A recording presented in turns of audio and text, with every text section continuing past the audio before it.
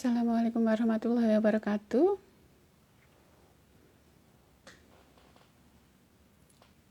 Apa kabar teman-teman semuanya? Saya sedang mencoba untuk cek koneksi untuk rencana live Instagram perdana pengurus pusat Ikatan Apoteker Indonesia nanti tepat pukul 19. Malam ini kita akan berbincang dengan Profesor Dr. Apoteker Kerry Lestari. Kita coba dulu apakah beliaunya sudah ada bersama kita.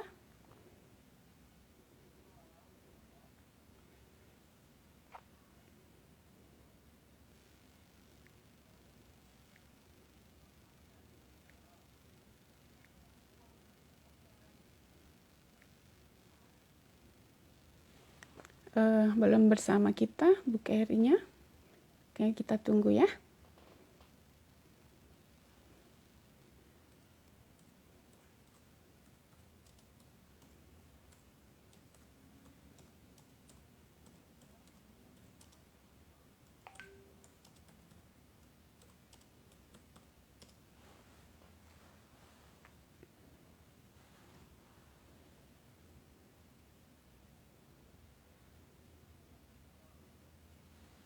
Kita masih menunggu Prof. Kerry untuk bergabung.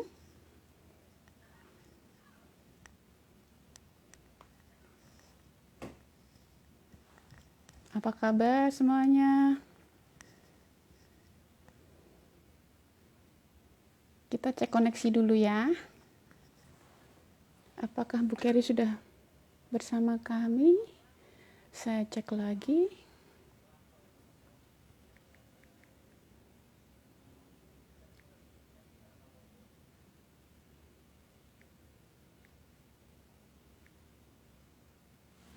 Belum bergabung.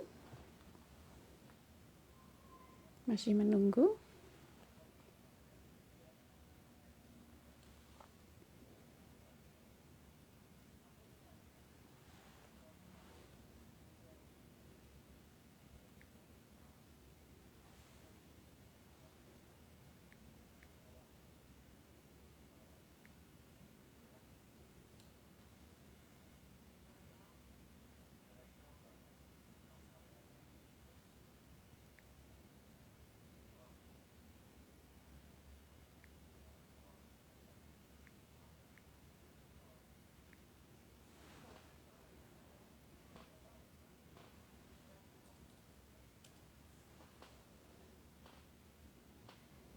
Kita tunggu dulu ya.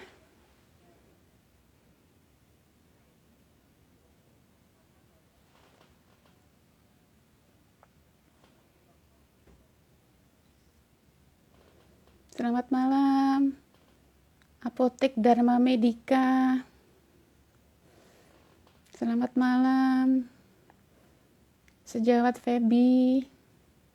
Kita masih cek koneksi malam ini. Kita masih mencoba menghubungi Prof. Kerry yang akan berbincang bersama saya malam ini.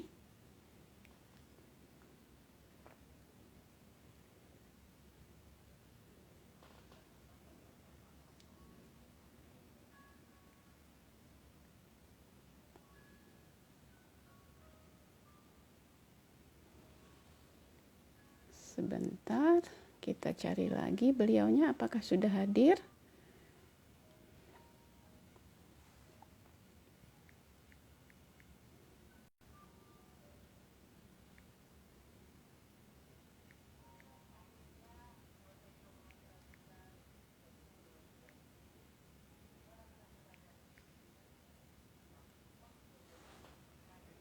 Belum ada.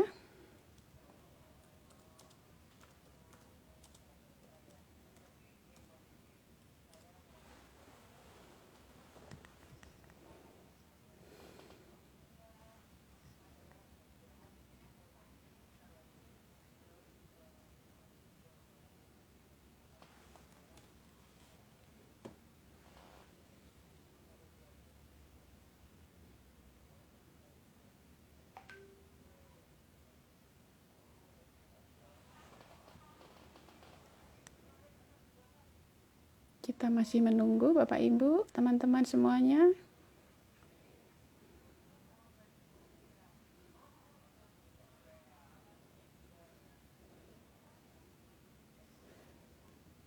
Selamat malam, Sejawat Syamsul dari Aceh.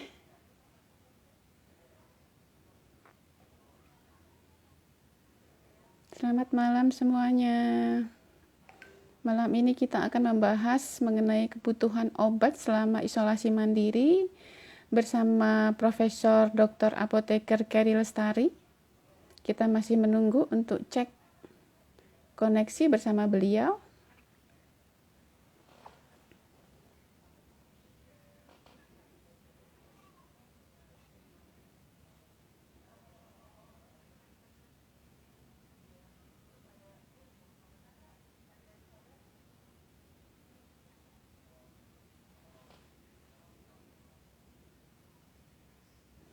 Selamat malam, Sejawat Munami dari Kendari.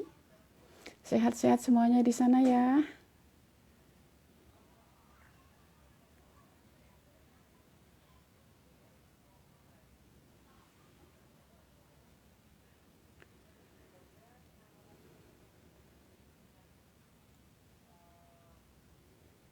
Masih menunggu Prof. Kerry.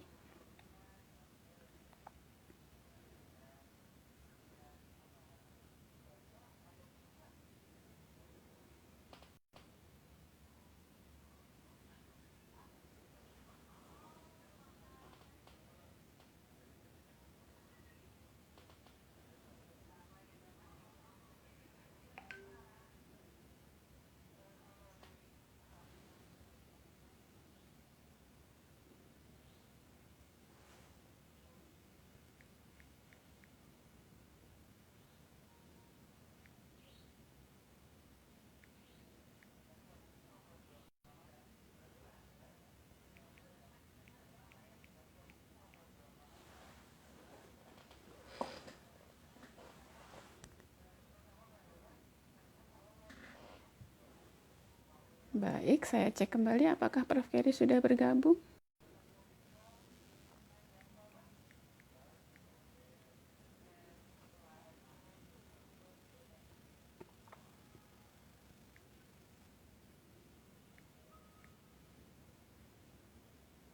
Belum ada. Masih menunggu.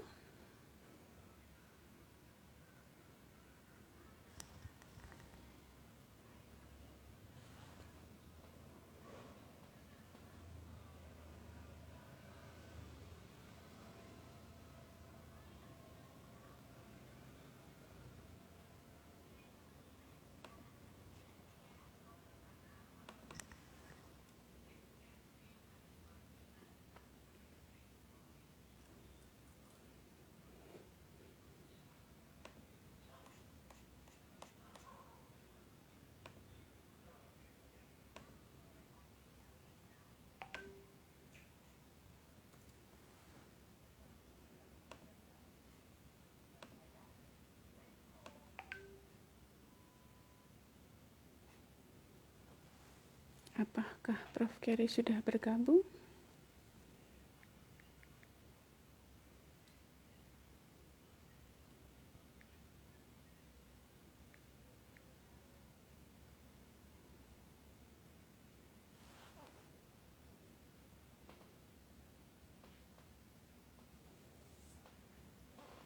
Belum bergabung, Prof. Kerry-nya?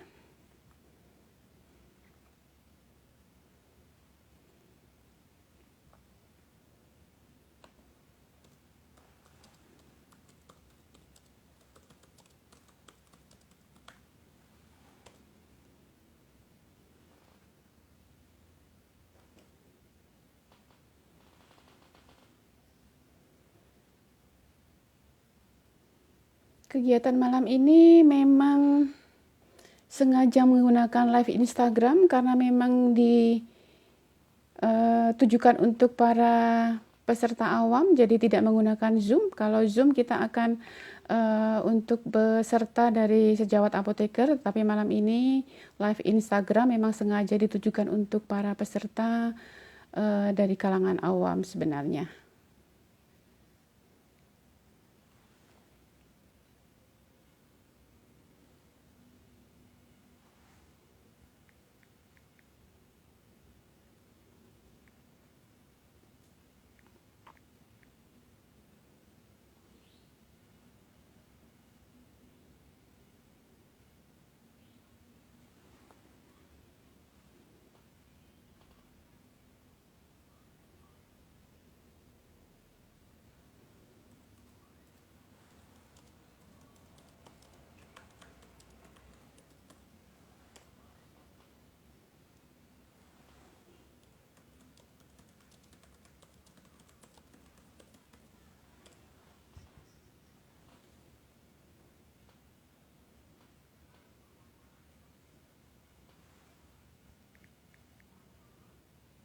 Ah, ini dia, beliau sudah ada.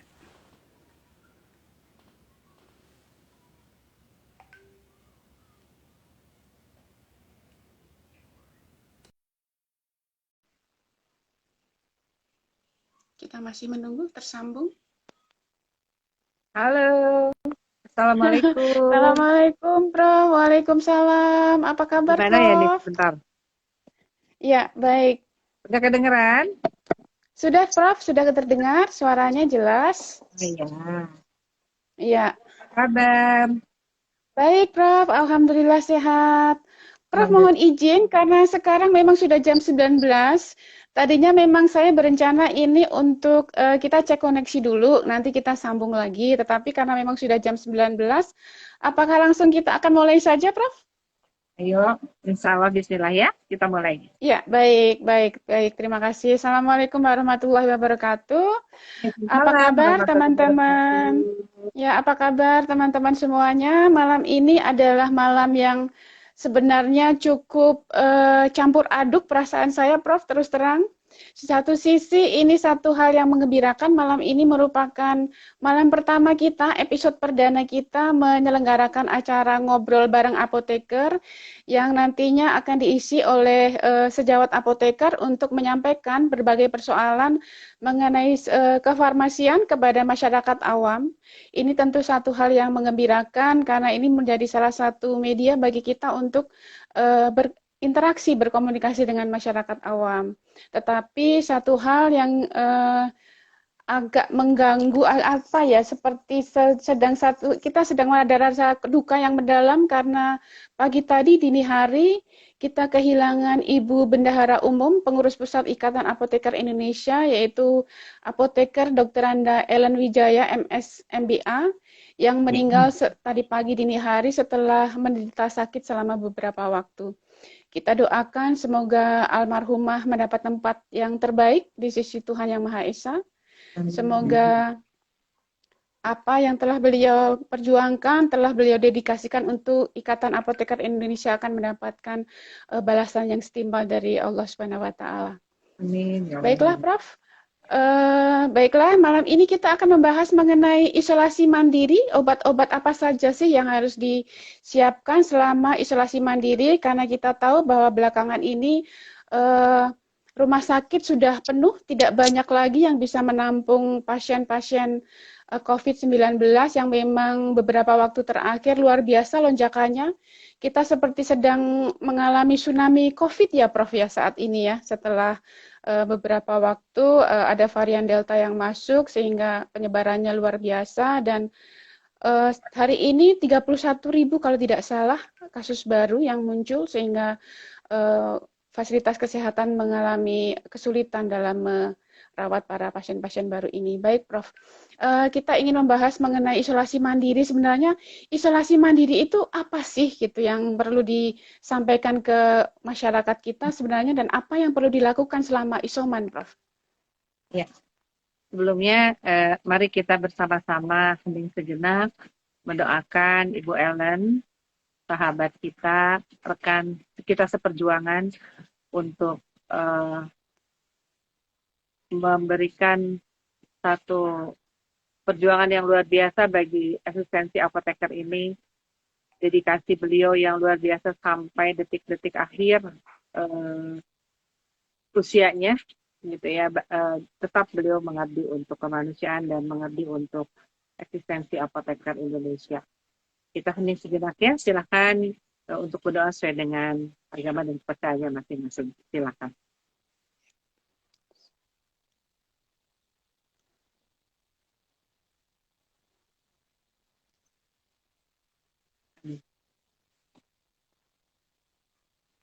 Ya, jadi memang isolasi mandiri sekarang sedang mengemuka. Kenapa? Sebetulnya isolasi mandiri sudah dikenal sejak tahun yang lalu.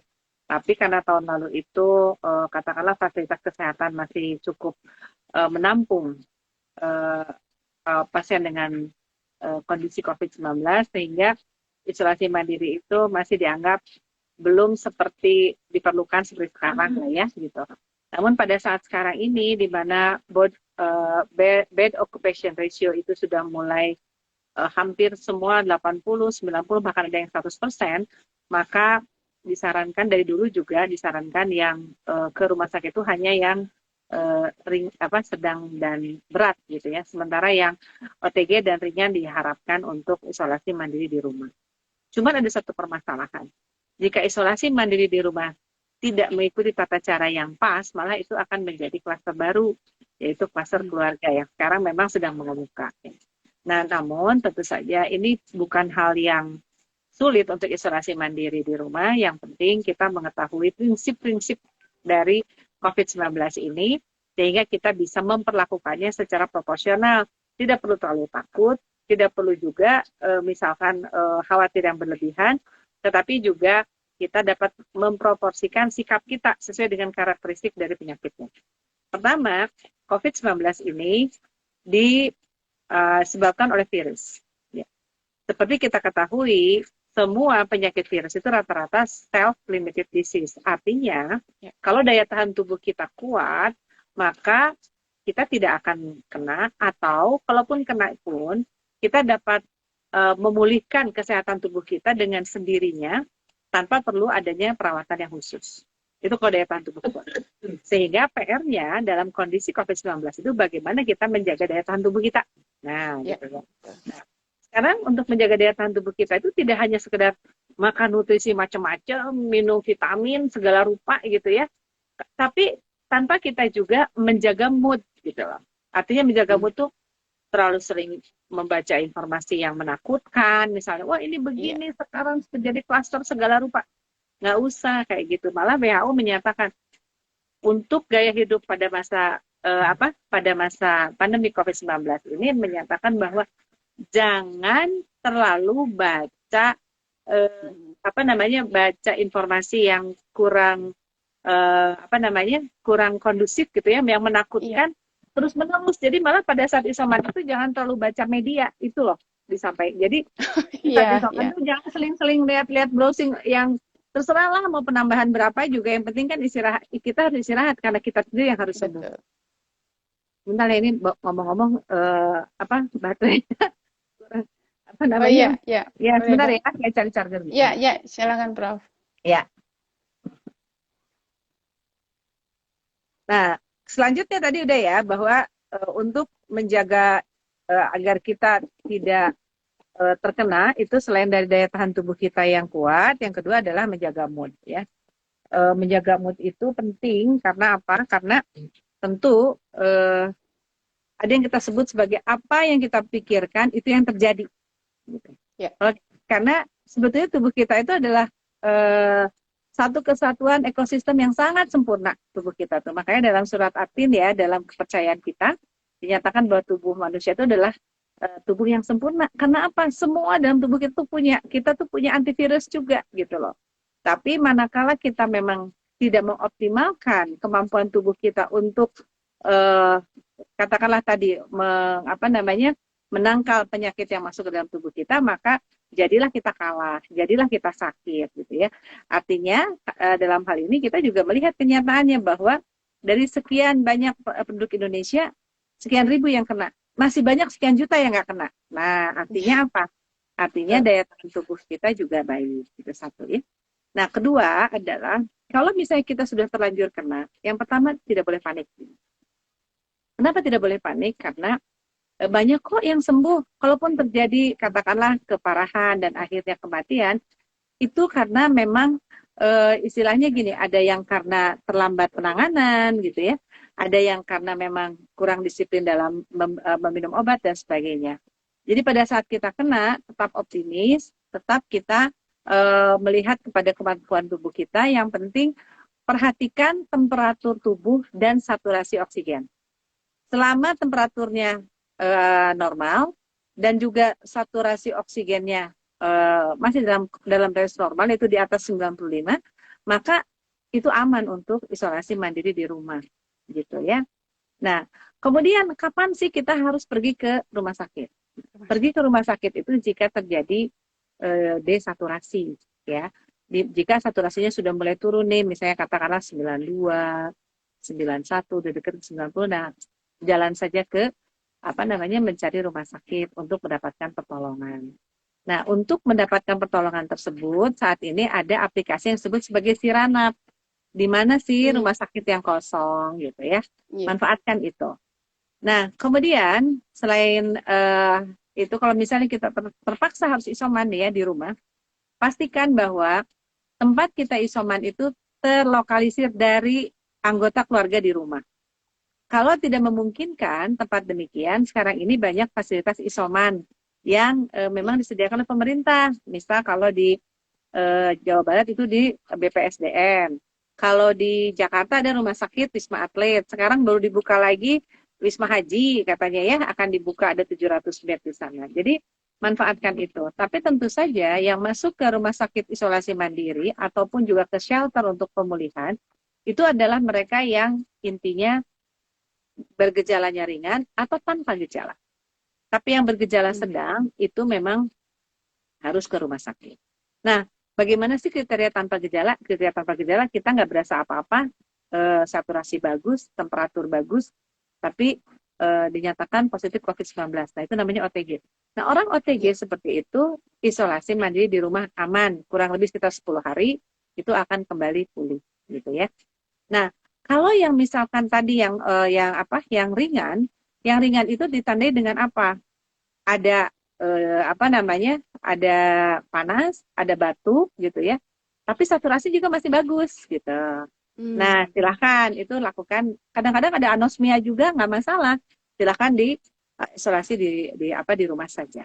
Nah, kalau yang misalnya mulai sedang itu adalah tadi gejala batuk ada, demam ada, anosmia ada. Tapi ditambah desaturasi. Nah, kalau ada desaturasi, kalau misalnya di bawah 90, nah itu yang harus masuk ke rumah sakit. Ditambah lagi kalau misalkan yang sudah sulit bernafas, yaitu yang sudah masuk ke berat, yaitu pasti masuk ke rumah sakit dan bahkan mungkin harus dirawat di ICU. Nah, itu kriterianya ya, Mbak. Nah, sekarang kalau kita isoman apa yang harus disiapkan? Pertama, siapkan mental kita harus pasif selama 10 hari. Gitu ya. Dan siapkan juga apa sih bekal untuk 10 hari diem di tempat gitu ya. Misalkan supaya nggak bosen kan, namanya juga biasa jalan-jalan, misalnya apa yang harus disiapkan? Pertama, alat untuk mengecek saturasi oksigen dan temperatur itu harus ada dan harus dicek pagi sore gitu ya. Temperatur berapa, saturasi berapa dicatat. Jadi kita lihat nih perjalanannya seperti apa. Terus yang kedua, nah itu siapkan misalnya untuk hobi di tempat. Yang hobi membaca novel, siapkan bahan bacaan. Misalnya yang hobi untuk katakanlah untuk tanaman gitu ya. Siapkan juga misalkan ya dikit-dikit killing time lah, ngabisin waktu gitu ya. Kemudian juga ada yang pastikan mungkin ya, kalau misalnya supaya kita masih bisa berkomunikasi dengan dunia luar, kuota internet harus ada gitu ya. Dan juga gadget yang bisa paling dipegang penting itu, Prof. paling penting supaya tidak benar isolasi banget gitu ya. Terus tapi jangan baca berita-berita yang baca berita-berita meresahkan ya. COVID bagaimana, nggak usah, karena sampai WHO bilang kalau baca berita boleh hanya 1 kali, katanya gitu. Berita-berita tentang COVID boleh hanya 1 kali, sesudah itu tidak boleh, gitu ya. Nah, kemudian pola hidup selama kita isoman ataupun juga pola hidup masyarakat yang ingin mencegah dari COVID-19 ini sama. Yang pertama adalah cukup istirahat, kemudian menjaga mood tadi ya, selalu suasana hati selalu senang gitu ya. Kalau diupayakan untuk tidak terlalu khawatir berlebihan, mungkin mendekatkan lebih dekat kepada Allah ya, beribadah, manfaatkan untuk beribadah. Kemudian selain itu juga, nah selama isoman itu bisa berlatih pernafasan supaya menjaga. Berarti pernafasannya gimana? Tarik nafas dalam, tahan, baru keluarkan. Berlatih pernafasan itu supaya memperkuat paru-paru kita untuk bernafas. Namun jangan lupakan juga selain melatih pernafasan, berjemur. Nah, ini yang suka. Berjemurnya boleh di belakang kaca? Enggak. Karena berjemur itu yang paling penting kita dapat UVB. UVB ini yang akan mengaktifkan vitamin D untuk meningkatkan regulasi sistem imun kita. Nah, UVB itu adanya kapan? UVB itu adanya antara jam 10 sampai jam 2. Lebih bagus lagi kalau berani jam 12 pada saat kalau kita berdiri, bayangan kita tidak ada di kiri Pas kanan, persis. tegak bayangan Iya. kita pas. Nah, UVB paling banyak adalah pada jam 12 tersebut. Lalu Oh, berapa iya. lama harus berjemur? Berjemur itu cukup 10 menit. Jadi jangan lama-lama. Kalau lama-lama Belum kusut. gosong kalau jam 10 menit ya, Prof. Iya, Belum sampai gosong kalau iya, 10 menit. ya, jadi cukup 10 menit aja gitu selama Iya. antara jam 10 sampai jam 2 tersebut. Nah, gimana caranya? Saya takut masuk angin, jadi saya pakai jaket, pakai segala macam. Ya, percuma dong, karena Iya. UVB itu yang paling bagus langsung kena ke kulit. Jadi makanya kalau di luar negeri kan ada disebut sebagai sunbath ya, Iya. mandi sinar matahari.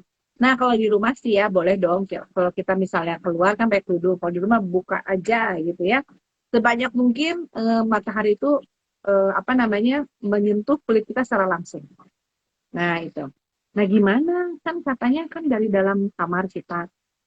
Kemudian nah, kita kan mau berjemur. Gimana dong katanya? Kan nanti ketemu dengan orang di apa? Orang di rumah dong Di kayak gitu luar. ya. Iya. Iya nggak apa-apa. Jadi pada saat keluar itu kita sudah dalam kondisi bersih. Kalau bagus sih, kalau bisa mandi dulu kondisi bersih, keluar pakai apa namanya? Pakai masker, Masker. kemudian berjemur, udah gitu masuk lagi. Gitu. Jangan jadi ngobrol macam-macam nonton TV di luar, enggak, balik lagi ke dalam kamar. Nah, gitu ya. Nah, upayakan kalau mau keluar kamar itu kondisi badannya bersih. Seperti halnya Hmm. kita kalau Iya. pulang ke rumah kalau dari luar itu kan kita bersih dulu baru ketemu keluarga. Ini juga Iya, sama, betul. usahakan kondisi badannya bersih baru keluar sebentar baru masuk lagi karena untuk jemur. Nah, terus bagaimana makanan? Makanan mah biasa. Kalau memang apa kesukaannya katakanlah apa namanya makanan tradisional silahkan ya. Tapi kalau boleh saya sarankan memilih makanan batasi karbohidrat dan gula. Kalau bisa gula itu jangan diminum sama sekali karena sifatnya proinflamasi. Ingat, Iya. saat COVID-19 yang harus dikendalikan adalah inflamasi untuk daya tahan Betul. tubuh kita atau peradangan ya, untuk daya tahan tubuh kita kuat. Jadi perbanyak makanan yang mengandung protein supaya tubuh kita kuat nih ngelawannya gitu ya. Iya. Perbanyak mengandung protein, kurangi karbohidrat, stop minum manis gitu ya. Kalau pengen yang manis-manis gimana? Nggak kayak gitu ya. Kalau pengen minum manis silahkan pakai misalkan ada gula stevia, ada minuman yang mengandung stevia, itu saja lakukan karena Iya. stevia ini walaupun rasanya manis tapi dia punya efek sebagai anti-inflamasi gitu ya. Oh, Gitu. iya. Jadi malah Oke. walaupun kita minum manis tapi nggak proinflamasi, malah anti-inflamasi gitu. Nah itu dari sisi Anti-inflamasi. Ya. nutrisi. Nah, jadi nutrisi yang sehat seperti kita ketahui banyak protein, kemudian juga karbohidrat dibatasi, tapi bukan berarti tidak makan karbohidrat sama sekali ya, silakan karbohidrat dibatasi. Kemudian juga sayuran dan buah boleh sebanyak-banyaknya. Lalu dalam kondisi isoman, bagusnya minumnya apa? Yang terbaik adalah banyak minum air putih. Ya. Ya. Banyak minum air putih. Tapi memang kondisi yang COVID-19 itu ada mual kan, ada mual, ingin muntah. Ya. Pasti ingin yang manis-manis seperti tadi ya, silahkan tadi cari Ya. alternatif minuman yang manisnya tidak dari gula. Nah, lanjutnya selain itu juga jangan putus kontak dengan sekitar ya. Walaupun Hmm. isoman masih bisa dong kayak gini, misalnya video call dengan siapa, ataupun juga Ya. keluarga bisa terus mensupport juga untuk sekali-sekali ngajak ngobrol dan sebagainya supaya bahasa tidak terasing sama sekali. Jadi sebetulnya menjaga hubungan sosial itu penting karena kita itu adalah makhluk sosial. Jangan sampai Makhluk nih gara-gara sosial pandemi, ya. gara-gara pandemi kita diam di rumah stres lama-lama, jadi sakitnya gara-gara Iya, stres gitu betul. ya. Gitu. Itu untuk isoman. Nah selanjutnya selain itu juga pastikan kalau misalnya dalam kondisi isoman ini makan apa bekas makan kalau nggak dicuci sendiri boleh Ya. misalnya dicuci oleh orang lain di rumah, masukin ke dalam ember yang isinya air sabun. Air sabun apa aja. Ya. Jadi bekas makan tuh kan ada dropletnya. Begitu Ya. dimasukin ke air sabun, dropletnya hilang, maka otomatis virusnya juga nggak hidup. Gitu. Baru Karena bisa sekali dicuci lagi, seperti biasa ya, Prof. kalau udah Ya. dicuci aja seperti biasa. Gitu. Jadi Ya. kalau boleh sih saya sarankan, sebelum dicuci, si piringnya itu masukin dulu ke ember yang ada sabunnya. gitu. Jadi dropletnya dibuang dulu gitu ya. Ya. Kemudian juga baju gimana? Baju juga boleh aja dicuci oleh orang lain, tapi syaratnya adalah yaitu habis mandi, baju bekas kita masukin ke dalam air sabun tadi, baru ember yang mengandung air sabun dan baju kotor atau ember dan air sabun yang mengandung alat-alat bekas makanan itu bawa keluar, silahkan dibantu orang lain di luar untuk dibersihkan. Lalu gimana dengan kamar kita membersihkannya? Nah, selama ini kan kita suka nyuruh orang ya ngebersihin kamar. Nah, sekarang bersihin sendiri aja, jangan nyuruh orang, kasihan karena bisa terpapar gitu ya. Betul. Dibersihkan sendiri. Nah, gimana kalau misalkan ada anggota keluarga yang terpaksa harus masuk membersihkan dan sebagainya ke dalam kamar tersebut? Boleh, nggak apa-apa, dibantu oleh anggota keluarga. Tapi anggota keluarga yang masuk itu upayakan pakai masker, matanya juga ditutup pakai kacamata gitu ya, karena jalan masuk itu kan lewat mata, hidung dan mulut. Hidung dan Tangan mulut, juga pakai sarung tangan, silakan membantu mengirim makanan dan sebagainya. Keluar dari situ langsung mandi, yang membantu tersebut langsung mandi keramas gitu. Insya Allah kalau kayak gitu aman. Jadi sekitar orang-orang di sekitar rumah juga terlokalisir, tidak akan menjadi klaster keluarga. Jadi itu aja sih perhatian yang paling penting pada prinsipnya yang harus dihati-hatiin itu adalah droplet. Nah, satu lagi, droplet itu dari mana sih? Droplet itu karena dipengaruhi oleh gravitasi, maka droplet itu sebetulnya ada di permukaan meja, ada di lantai. Gitu. Sehingga kalau yang paling utama harus dibersihkan pertama kali adalah permukaan meja dan lantai. Karena kalau kita bicara seperti ini kan dia turun ke bawah, gitu kan? Dan kemudian juga oleh karena itu kita harus menjaga jarak antara orang di rumah dengan yang bersangkutan, tetap harus menjaga jarak ya minimal 2 meter kalau mau ketemu. Itu Mbak, mungkin sedikit tips untuk yang isoman dan tetap semangat. Insya Allah biasanya antara 10 sampai 14 hari itu akan kembali negatif. Sudah sembuh ya. Baik. Terima kasih Prof. Sebelum ke pertanyaan selanjutnya, saya ingin mengingatkan kepada teman-teman yang hari ini sudah menyaksikan, silahkan menyampaikan pertanyaan melalui kolom chat, nanti akan kita jawab satu persatu ya Prof. Mohon izin. Sebelum saya lanjutkan juga, sekali lagi mohon maaf, saya ingin memperkenalkan terlebih dahulu, mohon maaf tadi sampai kelupaan Prof. Jadi Profesor Dr. Apoteker Keri Lestari, beliau ini adalah guru besar Fakultas Farmasi Unpad dan sekarang juga beliau berada bersama-sama yang lain sebagai ketua Komite Penanganan COVID-19 dan Pemulihan Ekonomi Bidang Farmasi, ya Prof ya? Iya.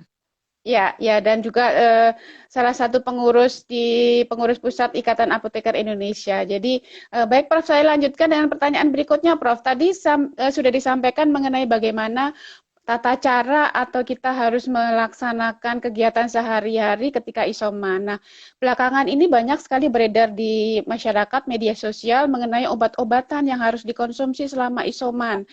Ada asitromisin, ada beberapa antibiotik, dan kemudian juga ada vitamin dan sebagainya. Itu betul atau tidak, Prof, yang disampaikan di media sosial itu? Iya, pertama, apa yang disampaikan betul. Ya.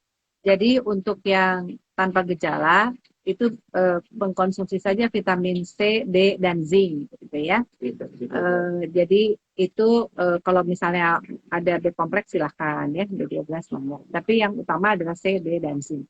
Kemudian karena kalau yang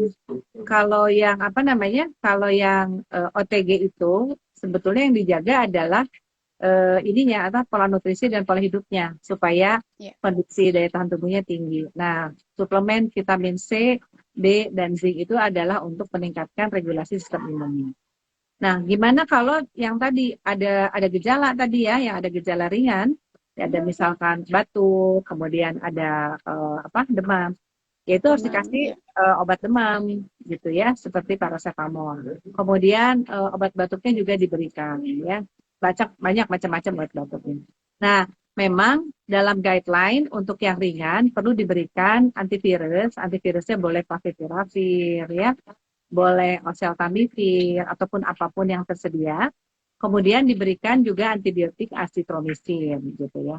Nah, cuman ini para pemirsa ataupun yang yang bergabung di IG Live, ini nggak perlu juga nyimpen azitromisin, nggak perlu juga nyimpen antivirus di rumah gitu ya. Kenapa? Karena kan itu harus atas atas anamnesa dan diagnosa dokter, dan itu juga Betul. obat itu harus dibeli dengan resep dokter. Ini teman-teman sejawat apoteker, kan ini sekarang antivirus dan antibiotik untuk COVID ini akan segera bukan akan ya, memang sekarang sudah diatur untuk ada di apotik nih semua sekarang gitu ya. Kan asalnya kan semua supply chain-nya diatur ke rumah sakit gitu ya, untuk Ya, menghindari eh, apa ya eh, penimbunan obat lah gitu ya. Tapi ya, sekarang udah nggak ya. mungkin akses ke rumah sakit susah nih, karena katakanlah rumah sakit sekarang sudah sangat penuh, sehingga diharapkan untuk isoman. Maka obat-obat itu harus ada di apotik dan di fasilitas kesehatan primer. Sehingga nanti teman-teman apoteker hati-hati bahwa antibiotik dan antivirus ini hanya dibeli dengan resep dokter. Jadi hanya dibeli oleh orang-orang yang memang kena terkonfirmasi positif COVID. Jangan dibeli oleh orang-orang yang sehat, untuk apa gitu Ya. ya. Karena semakin kita panik buying, menyimpan obat yang sebetulnya tidak dibutuhkan, jangan salah, obat itu udah kadaluarsanya. Jangan-jangan Ya. kalau misalnya beli, disimpan, tiba-tiba pas mau pakai kadaluarsa, kasihan juga kan. Mending dikasih Ya, sama yang lain betul. yang perlu saat ini gitu ya. Jadi kita mengedukasi masyarakat juga bahwa obat-obat antibiotik dan antivirus itu diperlukan kalau memang sudah terkonfirmasi positif dan harus dengan resep dokter. Itu pertama. Terus yang kedua, Ya. misalkan diberikan juga obat-obat antiinflamasi. Silahkan apapun obat-obat antiinflamasi yang ada. Tidak perlu memburu salah satu merek tertentu, nanti habis. Karena kan keterbatasan produksi dan jumlah masyarakat Indonesia yang besar ini tidak imbang gitu ya, sehingga Ya. pilih saja suplemen ataupun vitamin itu macam-macam, silahkan. Banyak banyak banyak banyak yang bisa kita konsumsi dari vitaminnya atau dari makanan gitu ya. Makanan juga bisa, banyak di sekitar kita. Kita itu negara dengan biodiversity yang sangat besar, sehingga di sekitar kita ada kunyit, ada jahe, ada wedang-wedangan, ada empon-empon, silahkan gunakan ya, untuk mengatasi COVID-19 tersebut. Nah, kalau sudah terjadi misalkan menjadi perburukan atau sedang dan berat, Ya. itu obat-obat itu diatur di rumah sakit, Mbak. Nah, nanti obat-obat apa saja yang dilakukan yang diberikan di rumah sakit itu tergantung dari kondisi pasiennya. Jadi memang betul yang dalam kondisi isoman itu yang diperlukan adalah utamakan adalah vitamin dan Vitamin. suplemen. Nah, Ya. untuk antibiotik dan antivirus hanya untuk mereka yang bergejala. Iya, Gitu. baik. Jadi kalau di rumah tidak perlu stok antibiotik dan Enggak antivirus usah. ya, Prof ya. Jadi yang penting adalah Sangat. vitamin dan suplemen Ya. aja. Bagaimana dengan antiinflamasi tadi, Prof? Dexamethasone apakah perlu juga kita siapkan di rumah, Nah, ini cerita misalnya? cerita Ya, desamethasone, cerita ini ya. lagi. Dalam riset desamethasone, dalam uji klinik desamethasone itu tidak bisa digunakan pada yang ringan dan OTG. Dexamethasone itu digunakan Oh, pada yang infeksinya berat, ya. Sehingga oh, baik. dexamethasone itu digunakannya di rumah sakit, bukan di rumah. Kan Hmm, yang berat itu tidak isoman, yang berat itu di rumah iya, sakit. betul, betul. Dan Iya, dexamethasone iya. kalau dipakai di yang OTG atau di yang ringan, malah akan berbalik menurunkan daya tahan tubuh, karena itu sifatnya Oh, imunosupresor, ya, ya, ya. Sehingga kita sebagai apoteker juga harus memberikan edukasi kepada masyarakat, dexamethasone untuk isoman tidak dilakukan, tidak baik. digunakan. Ya, baik. Eh, Ada beberapa sih pasien yang konsultasi ke saya juga, setelah ditanyain ini kenapa ya nggak negatif itu positif, terus begitu ditanya, oh ada dexamethasone, berhentikan dexamethasone yang kamu segera negatif, saya bilang gitu. Ternyata iya, hmm, diberhentikan oh, dexamethasone ya, dan akhirnya recovery bagus. baik. Ya, jadi diingat dexamethasone hanya untuk mereka yang sudah Yang berat, di rumah sakit yang yang berat. berat. Baik, terima kasih. Prof, mohon izin, ini sudah banyak sekali pertanyaan yang datang Iya dari ya, para viewers. Boleh saya iya, bacakan ya, Prof? boleh Boleh saya boleh. bacakan ya? Baik, sebentar.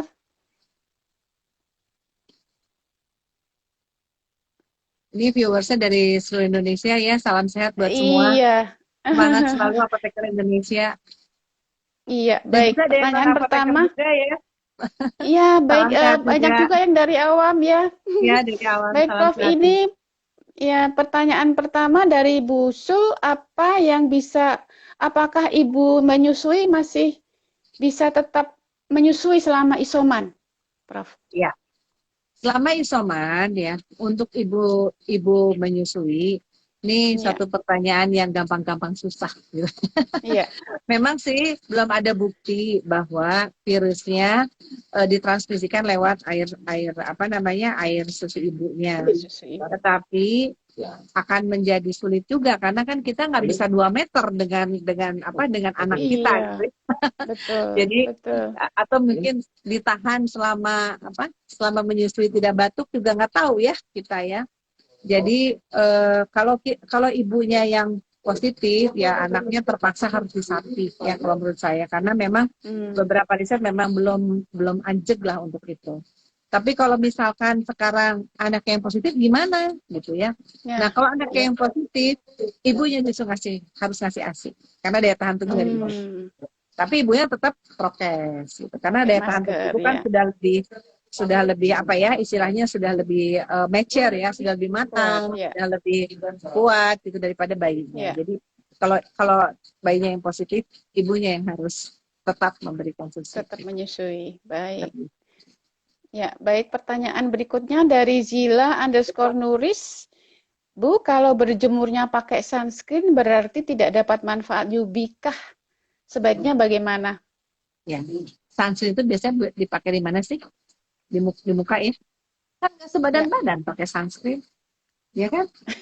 ya, Jadi nggak apa-apa karena aduh takut nih perawatan nanti gimana kan cuma 10 menit gitu ya. Cuma 10 menit boleh pakai sunscreen untuk di muka, tapi ya, tangan, kemudian kaki, misalnya badan yang bisa terbuka itu apa namanya harap terkena langsung sinar UVB tersebut. Di jam antara ini tadi juga saya baca ya, jam berapa? ya. 8 sampai jam 10 atau gimana? Bapak Ibu sekalian, kalau sinar matahari antara jam 7 sampai jam 10 itu kebanyakan UVA.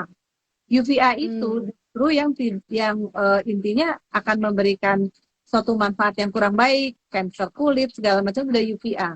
Sementara yang untuk meningkatkan daya tahan tubuh itu adalah UVB. Nah, UVB itu ya. justru adanya antara jam 10 sampai dengan jam 2. Silakan cari aja Di, waktunya yang enak. Misalnya, ini terlalu terik nih kalau jam jam 2 ya udah ambil aja jam 11, jam ambil aja jam 11, ya. 10. Enak kok anget gitu ya. Ya, Jadi intinya cukup 10 menit, jangan lama. 10 sampai 15 menit maksimum. ya, Gitu. baik. Jadi 10-15 menit belum gosong tapi sudah sehat lah ya. Karena kan takutnya dia tambah hitam. Itu nih Baik. gimana 10 hari sama dia sama itu. Enggak lah, Ya, 10 menit aman. ya. Baik, pertanyaan berikutnya dari Hadrianti Kasman. Pertanyaannya, obat yang diminum yang bisa direkomendasikan yang bagaimana? Oh, tadi sudah dijelaskan ya, Prof Ya, ya ya. tadi. Ya, ya, Jadi baik. rekomendasikannya yang diminum itu untuk yang OTG itu vitamin aja, vitamin C, D, dan zinc. Dok, Ya, apa namanya, Prof? Katanya gimana kalau ditambah dengan vitamin E, vitamin A, gitu ya. Terus kemudian ditambah dengan vitamin B kompleks, boleh aja, multivitamin itu bagus-bagus aja. Tapi yang berdasarkan hasil riset, yang utama adalah C, D, dan zinc. ya, baik. Jadi Vitamin C, D, dan zinc yang harus C, D, dan zinc. diutamakan ya, Itu Prof. aja Ya, kok. baik. Jadi kalau mencari multivitamin, cari multivitamin yang ada komponen itu dan komponen yang lain Ya, bagus juga. ya, ya, baik. Pertanyaan berikutnya dari Desi Kristi 87. Prof, misal pakai madu bagaimana? Apa boleh? Misal tidak ada stevia yang bisa didapatkan. Bagaimana, Iya, Prof, dengan madu? boleh. Tapi intinya gini, cari madunya yang kalau disimpan itu nggak dikerubutin semut. Nah, itu madu beneran. Hmm, Ya. Nanti dibilang ya, lagi, ada madu yang nggak beneran kok. Enggak, bukan begitu maksudnya. Jadi itu madu asli maksudnya gitu ya. Madu asli itu ya, kalau madu asli itu tidak mengandung gula tadi gitu ya, dia nggak akan Ya, cirinya dia tidak dikelubutin semut, boleh pakai, nggak apa-apa itu. Madu juga di dalam Al-Quran juga sebagai obat kan gitu. ya, ya, baik. Jadi madu boleh ya, teman-teman, tapi ingat cari madu yang tidak Tidak dikerubutin semut, dikelubutin semut. tidak Nah, mengandung gula ya. saya selalu rewel Baik, itu urusan gula ya, ya. ya, Karena memang ya, itu signifikan sekali. Ada beberapa uji klinik yang kita lakukan, signifikan sekali kalau kita memang berhenti gula, ganti dengan stevia atau dengan madu, kesembuhannya itu lebih cepat. ya, baik.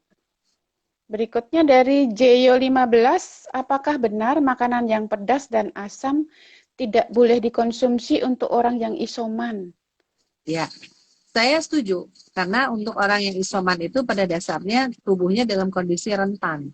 Karena sedang Ya, menghadapi musuh yang berat gitu ya, musuh yang berat. Jadi ditambah yang pedas, ditambah yang asam, kan nanti itu bisa mengganggu juga keseimbangan tubuh yang lain. Karena tubuh itu harus prima, hadapin musuh betul.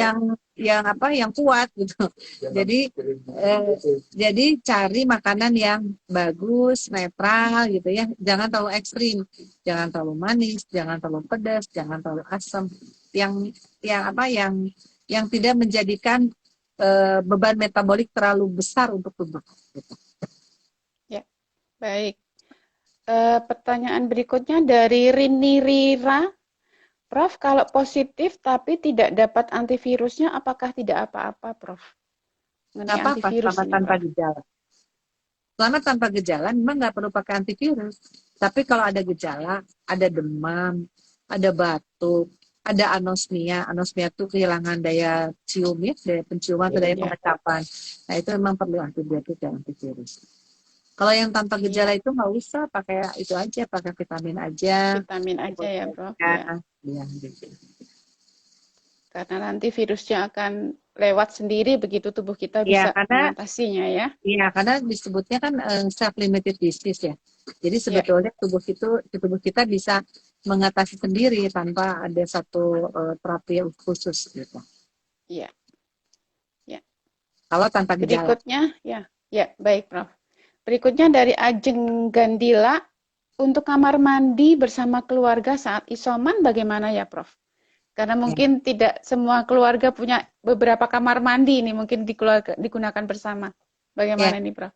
ya. Tadi saya pada prinsipnya kan saya sudah sampaikan Ya, bahwa virus itu kalau sudah kena air sabun dia rilis karena apa? Karena dropletnya hancur. ya, Jadi kalaupun misalnya kamar mandi bersama-sama ya nggak apa-apa, tapi ya itu tadi kalau udah selesai dibersihkan, didesinfektan gitu si kamar ya, mandi. Gitu. ya.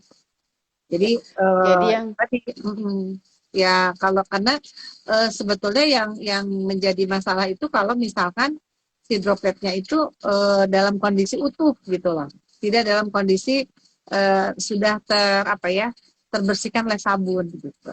Jadi kalau kena air sabun kan dropletnya juga lisis ya, hilang gitu. Karena ya, droplet itu sendiri eh, dibersihkannya dengan salah satunya dengan air sabun. Makanya kenapa kita harus cuci tangan pakai sabun. sabun, Itu ya, kan ngurangin betul. droplet dari tangan. Ya. Jadi mungkin ketika mau mandi itu sudah siapkan dulu ember berisi air sabun ya, Prof.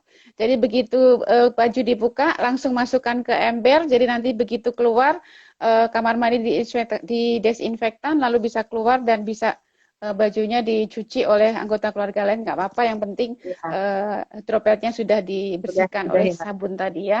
Ya. Ya, Jangan lupa masuk kamar baik. mandi pakai Ya, masker. Masuk kamar mandi pakai nah, masker. ya Keluar kamar betul. mandi pakai Ya. masker lagi. Ya, jadi masker tetap harus jangan pernah lepas ketika sedang keluar dari kamar yang Iya, sedang dipakai untuk isoman ya. Baik. iya, betul. Berikutnya mengenai konsumsi vitamin C. Ya. Sebentar. Ada beberapa yang justru berlebihan ini, Prof. Kadang-kadang ya, karena saking khawatirnya kemudian minum vitamin C ini berlebihan. Nah, bagaimana ini kira-kira akibatnya nanti?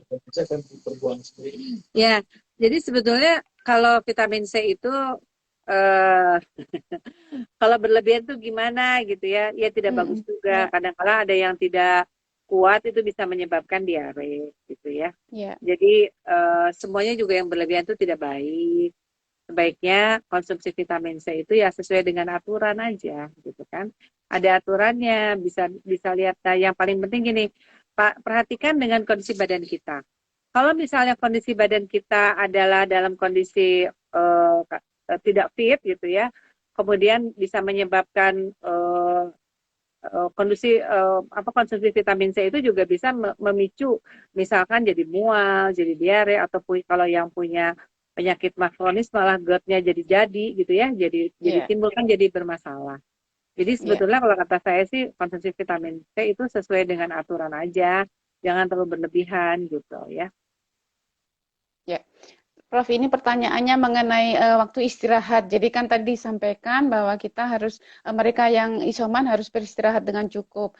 Tapi kadang-kadang rasa pusing yang luar biasa juga menyulitkan untuk beristirahat. Nah, ini bagaimana nih, Prof? Apa yang harus dilakukan ini untuk Ya, mengatasi ini? Ya. pusing.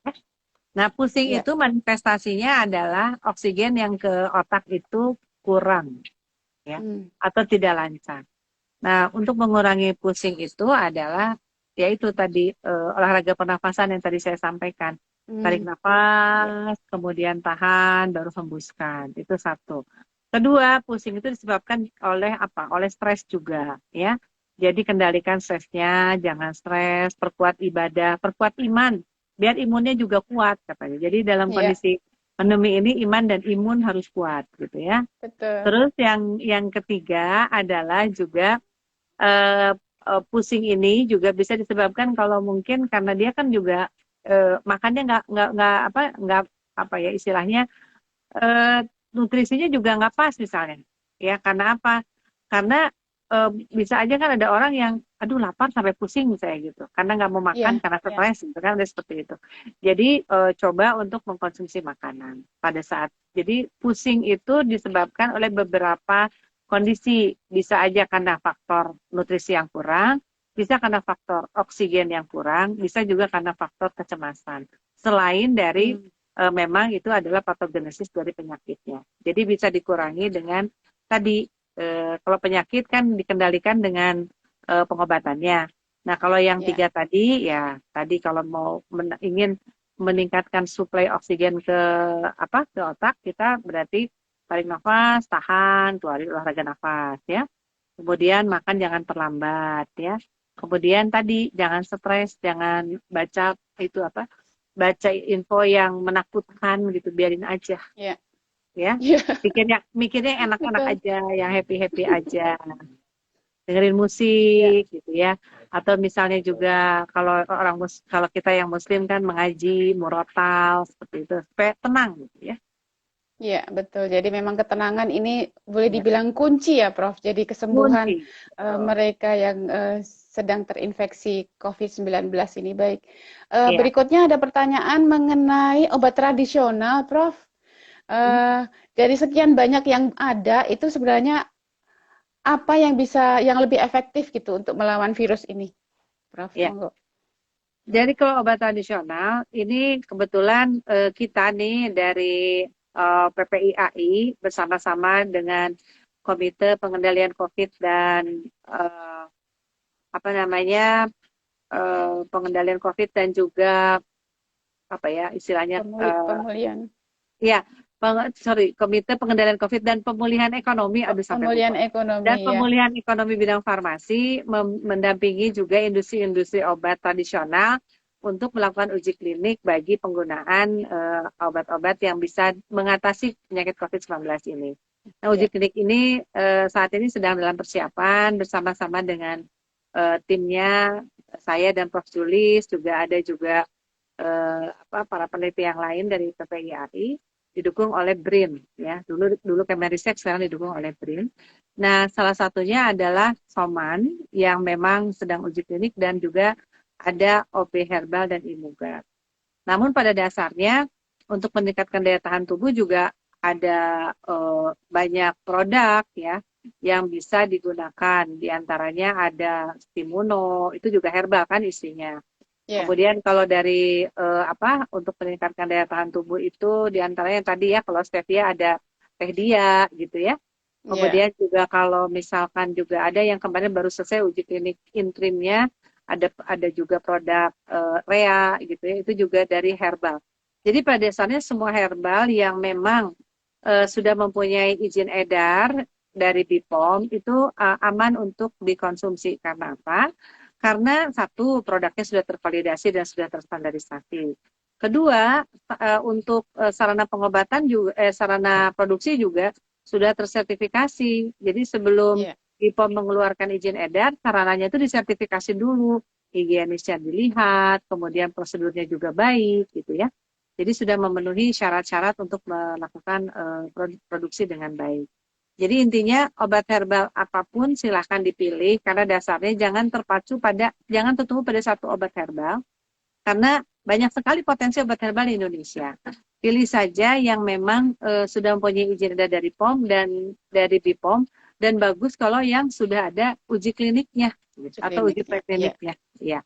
Yang tadi saya sebutkan tadi rata-rata uji kliniknya sudah dilakukan atau sudah uji prekliniknya juga sudah lengkap dan tinggal uji kliniknya yang sedang dilaksanakan. Ya, baik. Prof, saya tertarik dengan teh dia. Tadi Prof, di mana yang mendapatkannya, Prof? Apakah sudah ada di pasaran, Prof? Ada di marketplace itu ada di Tokopedia ya. Iya. Kalau di Bandung sih ada di apotek Kimia Farma, di supermarket juga ada gitu.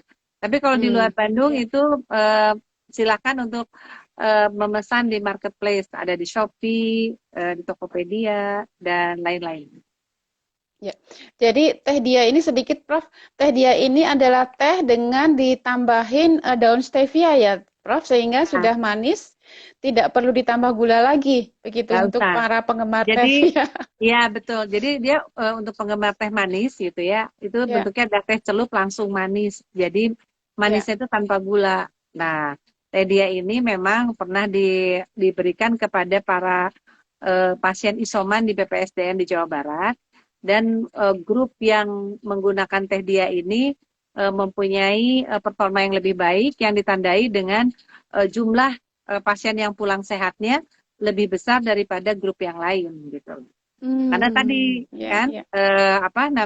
rasanya manis karena sesuai dengan kondisi yang COVID itu kan biasanya ada mual, pengen yang manis gitu kan ya. Nah manisnya itu pakai teh dia tersebut sehingga mualnya dikendalikan, tapi malah inflamasinya juga ditekan karena itu adalah sifatnya antiinflamasi. Gitu. Ya, baik. Pertanyaannya masih banyak sekali nih, Prof. Izin berikutnya. Mohon izin, Prof. Saya ingin bertanya, apakah perbedaan yang sangat jelas antara flu biasa dengan COVID-19, Prof? Mungkin ya banyak yang bertanya juga nih ke saya ini, apa ya bedanya? Ini flu biasa apa COVID? Apa sebenarnya itu? Ya. Bagaimana, Prof, penjelasannya ya? Yang paling yang paling spesifik adalah kehilangan indera penciuman. Ya. Memang sih kalau yang pilek kadang-kadang suka nggak bisa mencium juga kan karena ada sputum di sini ya. Iya, tapi betul. Ini khas banget kalau yang pilek mah kan sebentar ya kehilangan indera penciumannya. Kalau yang anosmia karena COVID itu bisa berhari-hari gitu. Dan sama sekali hilang gitu. Kalau yang pilek itu kan memang nggak kecium tapi masih kerasa lah gitu ya. Masih ada, kalau yang COVID mah hilang indera penciuman dan rasanya juga jadi asin aja gitu loh katanya gitu ya. Jadi saya juga belum pernah sih Mbak ngerasain karena saya belum pernah. Karena alhamdulillah sampai saat ini nggak ya mudah-mudahan gitu. Jangan ya Prof. Iya jangan. Tapi katanya gitu. Jadi rasa tuh aneh gitu, asin aja katanya gitu. Nah yang kedua ya memang ada batuk ya, ada batuk. Pilek juga sebenarnya ada batuk. Kemudian juga yang selain itu ada pneumonia, ada sesak. Itu udah pertanda yang sangat yang sangat spesifik. Jadi nafas tuh agak berat gitu. Ya. Jadi mungkin yang paling spesifik adalah anosmia berhari-hari dan ada sesak nafas tadi yang mungkin yang paling menjadi penanda ya. Atau juga ada diare dan mual. Ya, baik. Pertanyaan berikutnya, nah ini yang beberapa kali nih ada di media sosial juga ini Prof mengenai air kelapa muda plus garam plus madu plus jeruk itu dapat menyembuhkan. Bagaimana ini Prof? Ya, saya sih ngelihatnya itu dari madunya, dari Ya, jeruknya, dari ya, garam dan sebagainya itu kan juga mineralnya tinggi ya. Terus udah gitu ya, juga vitamin C-nya pasti tinggi gitu ya. Madu ya, juga kan bagus. Kelapa muda juga bagus. Saya pikir itu boleh kok dicoba asal ya. eh, untuk menyiapkannya higienis gitu ya. Nah, ya Gitu. betul. Ya, Penyiapannya harus higienis. Jadi intinya eh, menyiapkan ramuannya itu dengan kondisi yang baik gitu ya, higienis. ya Harus, baik. harus Terima kasih. diperhatikan Berikut ya. higienisasi. Hmm, Ya, higienitasnya itu ya Prof yang nggak boleh ditinggalkan. Hati-hati ketika betul. membuatnya, mencampurnya. Betul. Baik. Ya. Dicuci eh bersih kan, soalnya saat ini ya, kan apa ya, bahan-bahan herbal kita juga nggak lepas dari pestisida gitu ya. Jadi harus dicuci ya, dengan bersih. betul. Ya, ya. Ini ada pertanyaan menarik ini mengenai konsumsi atau meminum minyak kayu putih untuk pengobatan COVID-19 yang ini sudah marak juga ini Prof. Bagaimana ini Prof? Gini ya, kita ini yang lainnya Ya, apoteker bukan. Nah kalau yang eh apoteker bukan sih kayaknya Prof kayaknya bukan. ya. Oh iya ya, oke, Bukan nggak ya. apa-apa. Ya. Apa jadi Bapak Ibu sekalian, seperti kita ketahui kayu putih itu adalah obat luar untuk penggunaan topikal. Topikal itu penggunaan dioles di luar. Kualifikasi obat luar itu tidak boleh untuk ditelan, gitu. Ya, Karena apa? Karena kualifikasi antara obat oral yang ditelan dengan kualifikasi obat luar itu berbeda. Jadi ya. tidak disarankan obat topikal atau obat luar untuk ditelan. Gitu. Nah, tapi kalau misalnya si minyak kayu putihnya ditetesin ke air panas kemudian dihirup itu oke-oke aja. Itu salah Hmm. satu dari terapi anosmia supaya meredakan inflamasi di indera penciuman Di sehingga penciumannya kembali gitu.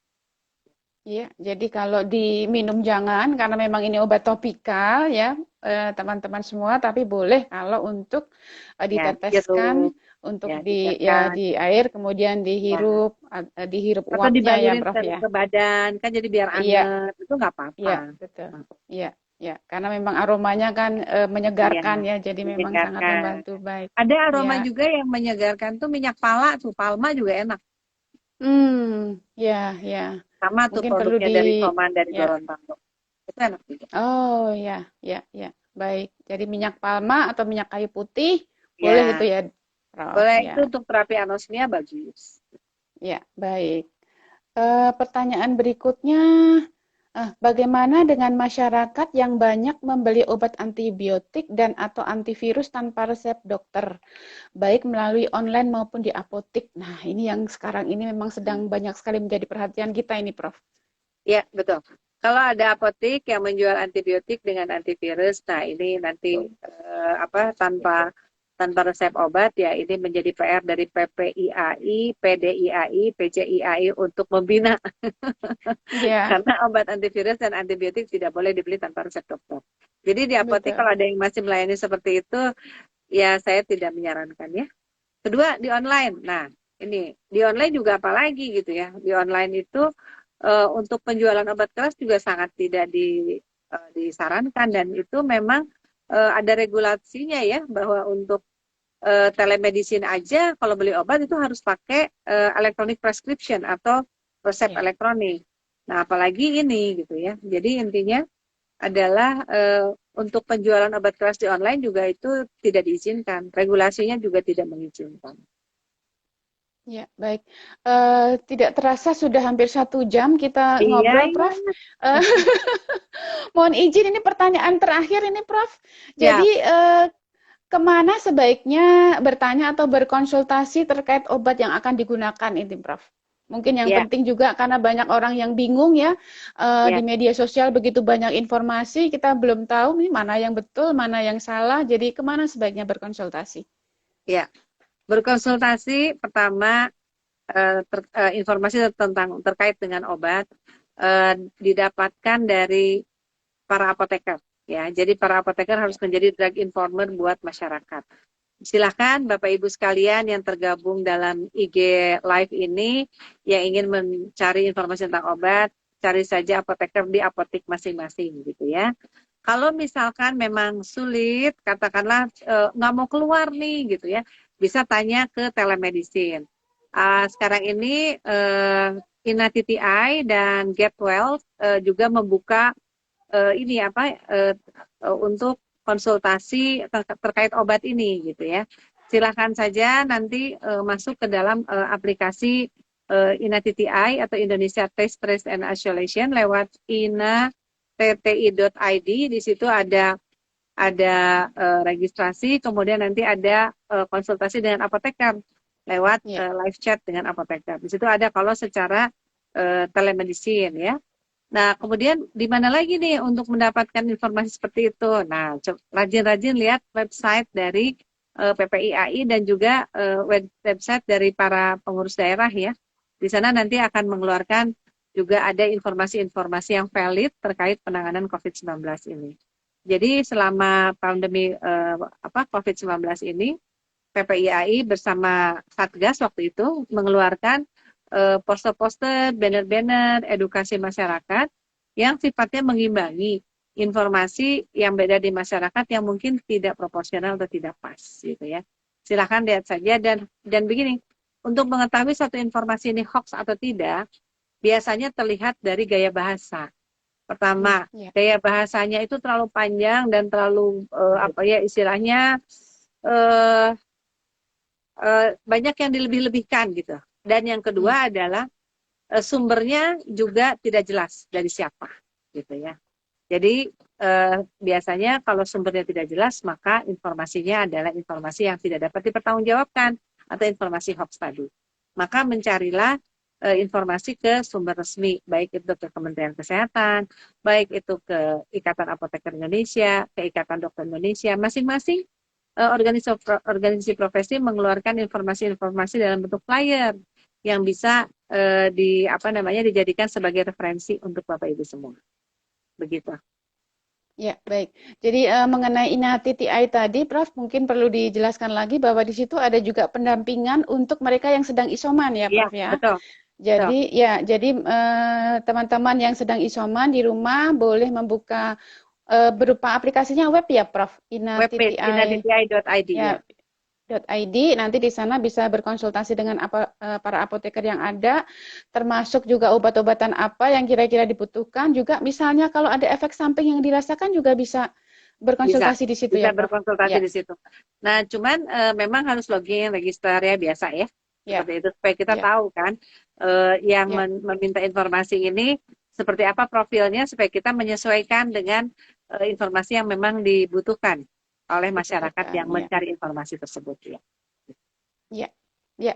Baik, Prof. Kerry, sudah 1 jam lebih kita berbincang di sini. Sekali lagi terima kasih, Prof, atas waktunya untuk malam. Mudah-mudahan kita akan berjumpa lagi untuk topik-topik yang lain ya, Prof. Iya, siap. Ya. Baik. Ya, terima kasih, Prof. Selamat malam. Assalamualaikum warahmatullahi wabarakatuh. Warahmatullahi wabarakatuh. Salam sehat buat semua. Semangat untuk para apoteker Indonesia yang berada di garda terdepan. Saya doakan sehat dan juga diberikan kelancaran dan diberikan kemudahan dalam melakukan tugas pengabdian sebagai apoteker. Terima kasih. Ya, terima kasih. Amin. Ya, assalamualaikum. Waalaikumsalam.